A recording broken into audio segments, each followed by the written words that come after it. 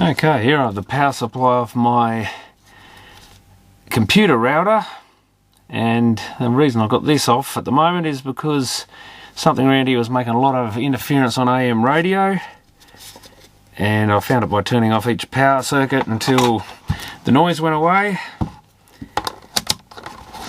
and yeah, traced it that way. Then I had to unplug things individually, and I thought, yeah, well, something to do with the computer system might be the problem. It is a Wi-Fi router. Interestingly, it would, when I turned it back on, I thought it was just a loose connection at first. It was in a double adapter, and I think, yeah, when I bumped it, it sort of came right for a bit, but I actually replaced it, and I actually forgot to turn the radio off, which was a good thing, because after 5 odd minutes, which it takes for the router to boot up again, it started making the noise again. So I've put a different one from the same manufacturer. This is a Solitech Enterprise Corporation. I had an older one and just had to put the right plug on it. Plug that in, it's been running absolutely fine. So I suspect whatever this is doing, it's actually, once the router gets going on the Wi-Fi, maybe it's putting interference out through that, because the router didn't seem to do anything till it booted up, but maybe it's just going up the cabling as well. Hard to know, but it obviously must be running around the right voltage, this thing. I'll plug it in and see if it actually fires up again now that it's cooled down a bit. Maybe it, well, I can actually hear it making a buzzing noise.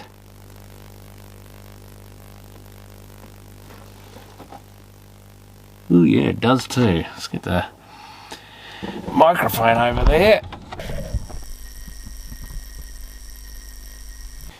So it's actually making a mechanical noise, which I didn't notice before. I was down under a bench, so I didn't actually hear the thing. But these things are quite common for playing up. But I thought normally just, you know, something like a $10 thing or whatever, probably $20 with post or something to buy another one.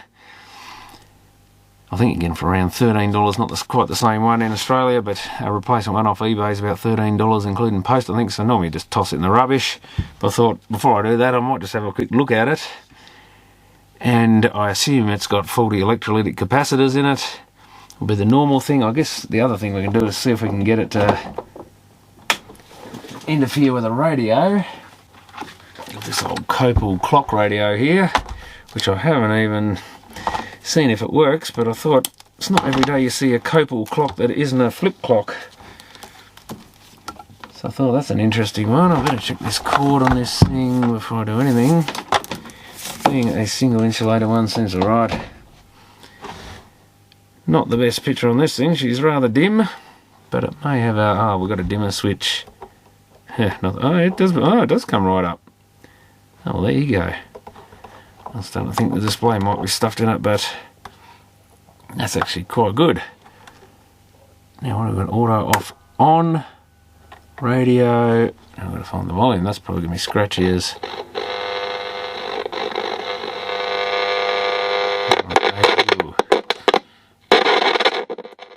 That's going to need a bit of a service. No surprise there. There we get the radio to stay on. Programs. Oh, look, I think yeah, straight away. Effective, accountable parliamentary scrutiny. We talk a lot about processes in Australia, but look at what's happened with RoboDad. The Public Service Commission were lying to the Parliament. So you can hear definitely some interference coming out of that switch mode. When I put the cable, just even with nothing connected to it, up against the radio, it's certainly making a horrible noise. So I guess that cable's another thing I can look at as well. But normally with these, if you want to open them, we could try forcing it with a screwdriver, but it's unlikely to work. Normally you've got to hacksaw them. So I think I'll just take that and hacksaw it. So it doesn't take long to do. You just run your hacksaw along the line. I do the two sides and then the end, and then I can break the rest off. You just do it. You can tell when you're through because it sort of goes a hollow sound, but you can just look in the slot. Usually you'll cut, if you sort of angle at one corner and cut on an angle, follow the line along, then do it flat, and you can always stop and check to see if you're through the black plastic or not. But you'll soon know when you are, usually because you can hear it make a hollow sound that it wasn't making before. And I should be able to snap the last bit. Oh yeah. And these you do have to be careful with because these will hold a charge, especially when they're faulty like this. I have been bitten by these in the past. Not likely to do you any serious damage, but you can certainly get a bit of a shock up your arm or in your hand or something. Is that actually glued in there? I think they've glued it in, the mongrels. There's a bit of glue on those capacitors, seems to be all silicon by the look of it. Sticking it in there. That cap I can see doesn't seem to have a bulgy top on it, so...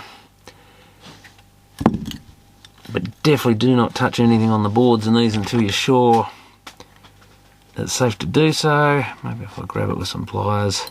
Don't be surprised if it sparks or something with me sticking tools in there. It's certainly been hot in there.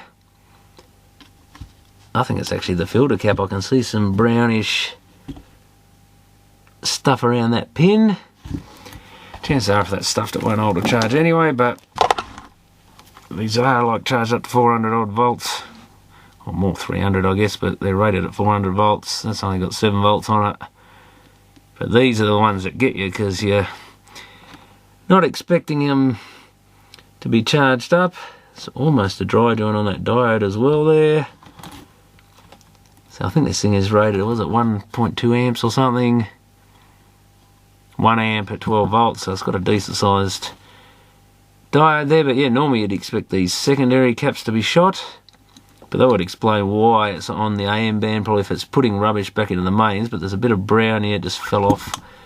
Part of it did. I'm not sure. Oh, you look at the bulge in the top of it, and there's a bit of brown stuff there. So we can be sure it's actually the filter cap that's failed in this one. Is it a 22 microfarad? I think that's all it is. Yeah, if I take that stuff off, 22 mic, 400 volt. So if you're desperate, you can get these things going again. And you can either glue them back together, not so easy, or wrap some tape around them. Sometimes you just have no choice. There's actually some blobs or something in there by the look of it that's probably come out of that cap. Because yeah, that's where it was. So it's actually leaked a bit of electrolyte in there, so that one's cleaning out. But sometimes when you're desperate because it's a weird voltage or you just want to get the thing going on the same day or whatever, like a big pain being a week or something waiting for a power pack, having your internet router not working even though you could hardwire it or whatever.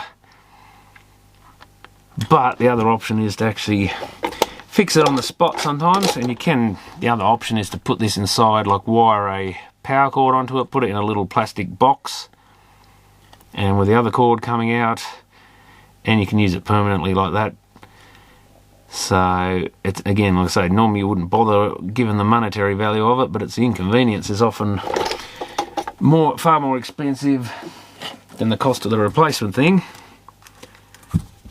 So it can be handy to at least patch it up and get it going again on the spot if you've got the parts.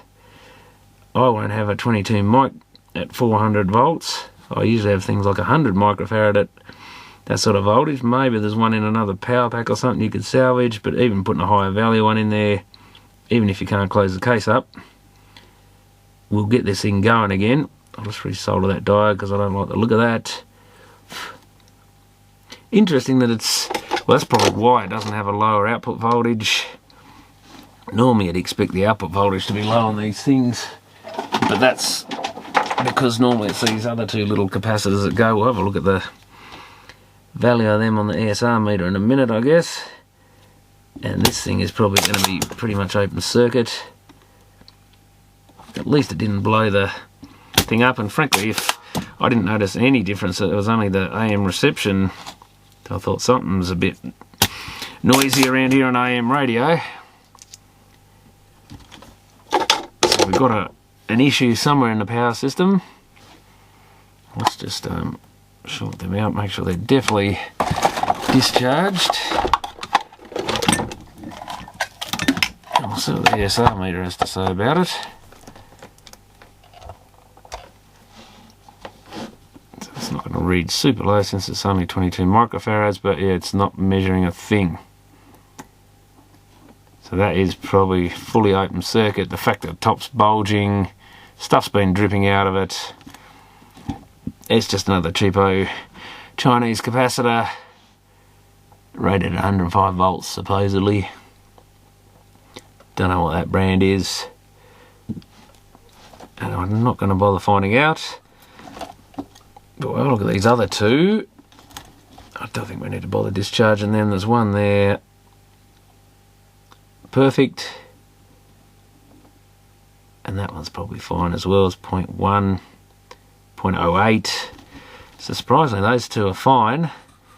So I wonder what's running, whether that's just a bad capacitor that's just failed, or whether there's a lot of heat from that little chip on this side.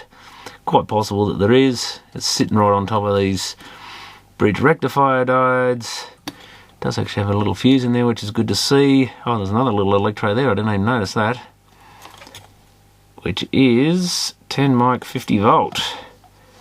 I probably should make sure that one's discharged as well. Those two little pins there.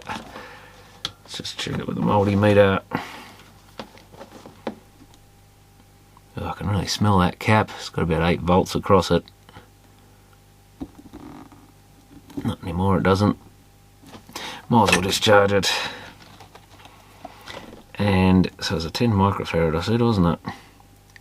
6 is probably fair. 10 mic, low voltage, yeah, 8 to 5. I think it was only 50 volts. Probably should be even slightly better than that. Like I say, 10 at 50 should be more like a 2.4 maybe, so that could be on its way out as well. Probably wouldn't hurt to change it, but then at the same time, probably doesn't matter that much. I might even just patch this thing up and keep it as a spare for emergency users, but these are quite common now, these 12 volt 1 amp power packs. Got a 10 mic 400 volt, which might be a start, and it will fit in there. I think the closest I've got is this 10 microfarad. And which side is the positive and which side is the negative? I suspect the negative is, well, I can check here, can't I? The one with the circle around it. According to the bend in that, it is the case, and I can see a diode out of the bridge rectifier. Yeah, 2 diodes, so that's definitely the positive. Don't want to get this in the wrong way. I'll probably go off with a nice bang. But what we can do is I might just bung that in there. And even cut the leads off. Can't remember the last time I even used one of these caps. Don't think it's particularly valuable these days. Used to use a few in the really old televisions, but not 400, they're normally 350 volt they were, so that should be not quite as well filtered as it's meant to be, but it should be reasonable. And the question is, how do I safely... yeah, I've got to clean out that. Where's an old cotton bud? There's a bit of methylated spirits and just get that muck out of there. Probably horrible smelly cap smell on that. And the board's slotted in there, I think, didn't it? Yeah. So again, if you just wanted to get this going, I guess you could just leave it running. Is the other thing, if you don't use AM radio, which I don't much, so it didn't bother me much, but still, who knows how far down the power lines this stuff travels. And we probably can just run some tape around this. Not the first time I've done it. Sometimes it's the only way to repair things for people. Often it's just a break in the cable or something, and it's some oddball voltage or whatever. But obviously remember that these are potentially lethal if anyone touches the insides of them while they're plugged in the power point, so you've got to seal them up pretty well in a way that they're never going to come open because someone grabs it. Obviously they should turn the power off first anyway, but people don't. It's silent mechanically. I can't hear it making any noise. Let's see if we've got voltage there. Yeah, we've got nearly 13 volts on an open circuit. And let's put it up against our radio.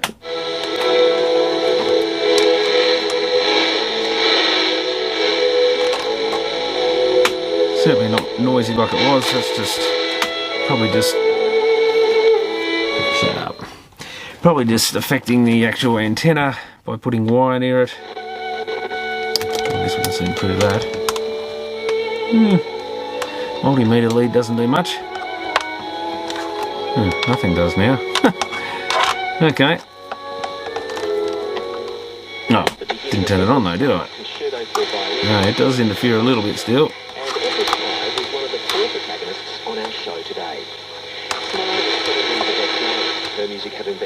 Which is not surprising, being a switch mode. But it's nothing like as bad as it was, and yeah, it's only got half the capacity, that capacitor. So it's not a permanent fix. I could order in another one of these to replace that one. But we'll chuck that in the rubbish. It goes to show you with these things, like I say, if you're desperate and you want to get the thing going. I'm surprised this one ran, still putting out its full output voltage. Probably would have blown the little chip in there eventually or something. But, you know, if I wanted to keep it as a backup too, I reckon the other one will keep going for years. I think this probably been running for 6 years or more before it was played up, so that's not a bad innings. I don't know when it started playing up. It may have been putting a bit of rubbish down the line for a while. But I don't think, you know, it's virtually never been turned off in all that time, other than when the power's gone out or I've done some alterations or something. I thought it'd be just interesting to have a look, because these switch mode power supplies do put an awful lot of rubbish down the mains if the filter cap goes. I remember there was a story in Electronics Australia magazine where I think it was an electronic washing machine was doing weird things, and they tracked it down at like this some sort of square wave or other muck coming down the mains. And it turned out I think someone else in the same apartment complex had an old Sanyo 80p television, which was a common one for the filter caps failing in those, and the TV was not very watchable. You'd have great big ripply edges on it and big bands moving through the screen. Quite a common issue in those. But someone, whoever owned it, just kept running it like that, and it was putting this rubbish down the line intermittently and causing the washing machine, I'm not sure if it was even in the same building or somewhere in the area. They tracked it, I think they got the power company and they tracked down where this interference was coming from, because it was making the controller in the washing machine do something. And supposedly the story went that the email or whatever, the company that made the washing machine actually bought the TV off the guy so they could use it in their test setup and make sure their washing machine controllers weren't affected by that sort of thing, which is probably a good thing given the amount of switch mode power supplies in the world these days. And even these little tiny ones can put quite a bit of rubbish down the line. But anyway, thanks for watching on that one.